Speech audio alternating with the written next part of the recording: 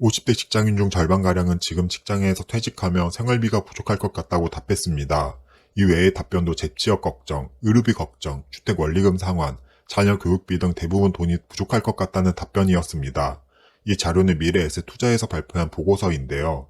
지금 내 옆에서 일하는 50대 동료, 선배, 부장님들의 절반은 은퇴 후에 생활고에 시달릴 걱정을 하고 있는 거죠.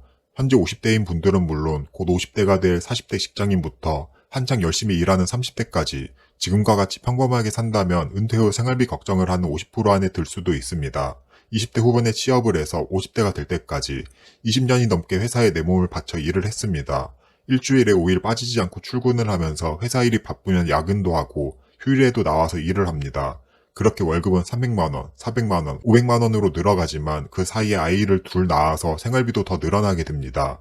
월급은 늘어나는 것 같지만 생활비와 자녀 교육비도 커지면서 저축액은 늘어나지 않습니다. 50대가 되면 은퇴를 해도 이전에 모아뒀던 자금과 퇴직연금, 개인연금으로 노년을 편안히 살 수 있을 거라고 막연하게 생각했습니다. 하지만 막상 50대가 되어보니 연금 수령액도 많지 않고 내가 살고 있는 집을 제외하고는 보유한 자금도 그리 많지 않습니다. 실제로 보고서에 따르면 국민연금 가입 기간이 20년 이상이 되는 노령연금 수급자는 월 평균 103만 원의 연금을 수령하고 있지만 실제 적정 노후 생활비는 324만 원으로 수입이 지출의 3분의 1의 금액에도 미치지 못합니다.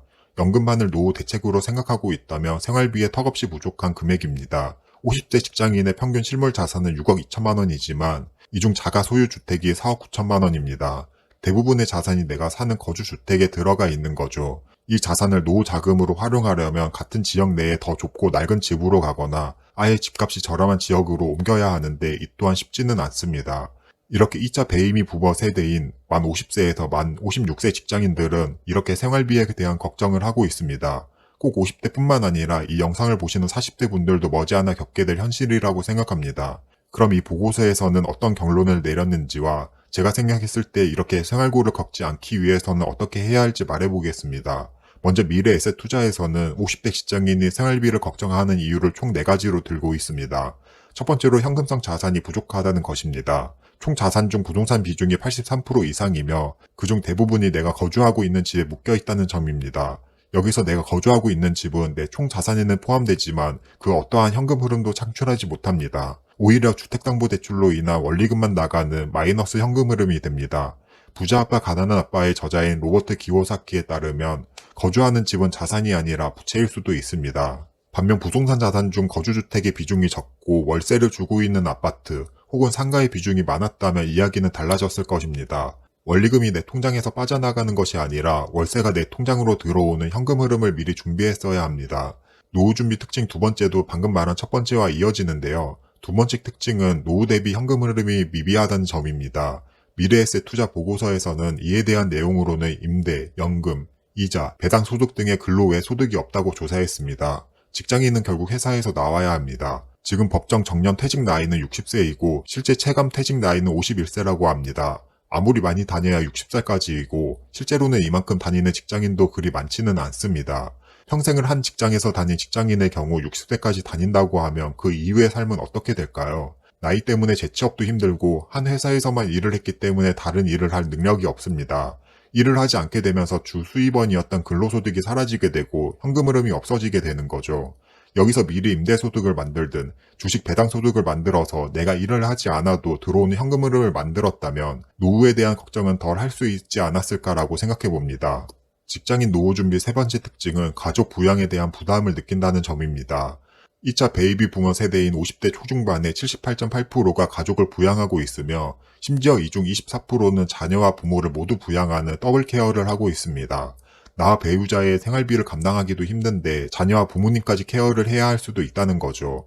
요즘 시대처럼 결혼을 하지 않고 나 혼자만 산다면 노후 걱정을 하지 않아도 될 수 있습니다. 직장 월급을 모으고 그 모은 돈으로 작은 집에서 혼자만의 생활비는 감당할 수 있습니다. 하지만 지금 50대 초중반인 분들은 평균 자녀가 2명이 있고 부모님까지 돌보려면 특히 더 부담을 느낄 수밖에 없습니다.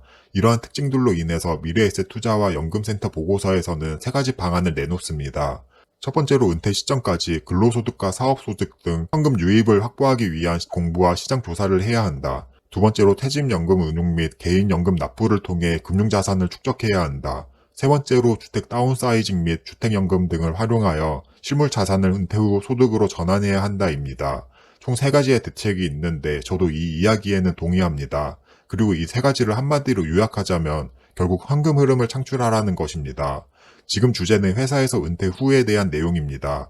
회사에 다닌다는 것은 근로소득이라는 현금 흐름이 있다는 이야기이고 은퇴를 한다는 것은 이 현금 흐름이 사라진다는 것입니다. 대부분의 직장인의 현금 흐름 중 가장 큰 비중을 차지하는 건 당연히 근로소득입니다. 그런데 이 근로소득이 은퇴 후 사라지게 된다는 것은 굉장히 큰 타격일 수밖에 없습니다. 지금 이 영상을 보시고 조금이라도 불안함을 느낀다거나 걱정이 생긴다면 지금부터 잘 들어주세요. 노후 대비를 하기 위해 가장 먼저 해야 할 건 내 상황을 인식하는 것입니다.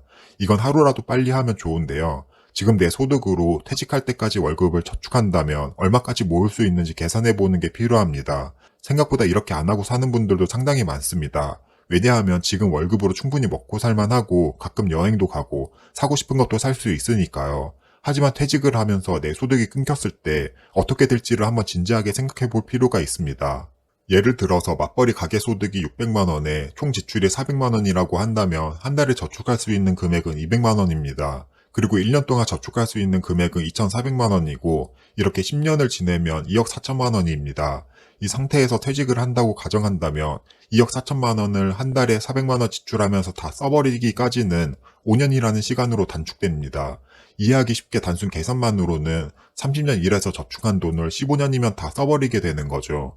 이렇게 내 상황을 인식했다면 그 다음으로는 내가 지금 당장 뭘 할 수 있는지를 파악하는 것입니다. 이전 예시를 다시 들어보면 소득 600만 원에 지출 400만 원으로 한 달 저축액은 200만 원이라고 했습니다. 여기서 저축액을 늘리려면 당연히 소득을 늘리거나 지출을 줄여야 합니다. 소득을 700만 원으로 늘리고 지출을 300만 원으로 줄인다면 한 달 저축액은 200만 원의 2배인 400만 원이 됩니다. 1년이면 약 5천만 원이고 10년이면 5억이라는 돈을 모을 수 있게 되기에 소득과 지출이 그대로인 것보다 2배 더 노후 대비를 잘 할 수 있게 됩니다. 그러면 소득 100만 원을 늘리고 지출을 100만 원 줄일 수 있는 방법을 찾아봐야 합니다. 무인 아이스크림 가게를 열어서 월 100만 원의 추가 수입을 얻을 수도 있고 스마트 스토어 위탁 판매를 통해서 월 100만 원의 추가 수입을 얻을 수도 있고 제휴 마케팅, 애드센스, 유튜브, 마케팅 대행, 혹은 재택 알바 등 여러 가지 부수입을 얻을 수 있는 방법은 넘쳐납니다.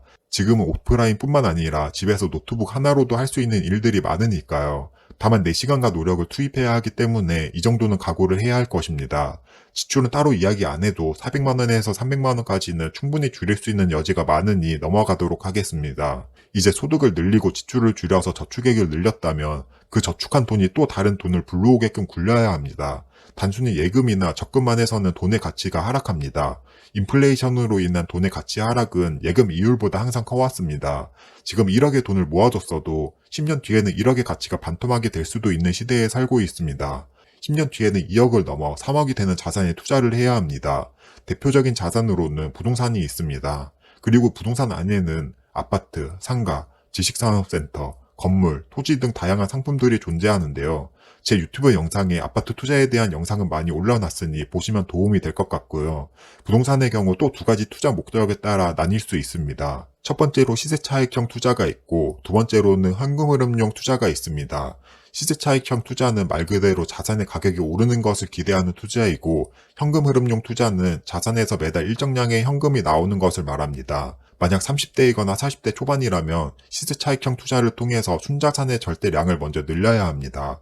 그리고 40대 중후반에서 50대가 되어가면서 늘어난 자산을 현금흐름 자산에 분배를 해야 합니다. 결국 은퇴를 하는 시점 줄어든 현금 흐름을 대비할 또 다른 현금 흐름을 만들어야 하기 때문입니다. 지금은 큰 방향만 설명드려서 조금은 막연하게 느껴질 수도 있습니다. 시세차익형 자산으로는 어떤 자산이 오르는지, 현금 흐름용 자산으로는 얼마 정도의 수익률이 되는 부동산에 투자해야 하는지 이런 내용들은 하루아침에 절대 다 알 수 없습니다. 그래서 지금부터라도 방향을 알았다면 앞으로 어떤 자산에 대해서 공부를 해야 할지 계획을 세워야 합니다. 제가 부동산을 예시로 설명드렸지만 물론 다른 자산이나 주식과 같은 금융상품에도 적응할 수 있습니다. 초기에는 성장주 위주로 시세 차익에 투자를 한다면 노후에는 배당주 위주의 현금 흐름을 만들 수 있는 주식에 투자 배분을 해야 할 것입니다. 정리하자면 안정적인 노후 생활을 대비하기 위해서는 결국 현금 흐름이 필요합니다. 이를 위해서 내 현재 상황을 정확히 파악하고 퇴직 시점에 내 자산과 현금 흐름을 파악해야 합니다. 결국 소득을 늘리고 지출을 줄이면서 저축액을 높이고 그 저축한 돈으로는 40대 초반까지는 시세 차익형 투자를 통해 자산을 늘려나갑니다. 그 이후 40대 중반 이후부터는 현금 흐름을 위한 자산의 분배해서 노후를 준비할 수 있습니다. 지금 40대 중반 이후이신 분들은 지금부터라도 준비하면 됩니다. 이후 영상에서는 조금 더 자세하게 현금 흐름 투자와 시세 차익 투자에 대해서도 설명을 해볼 테니 오늘 내용이 도움이 되었고 다음 영상이 기대되신다면 구독과 좋아요 한 번씩 부탁드립니다. 그럼 오늘도 끝까지 시청해주셔서 감사합니다.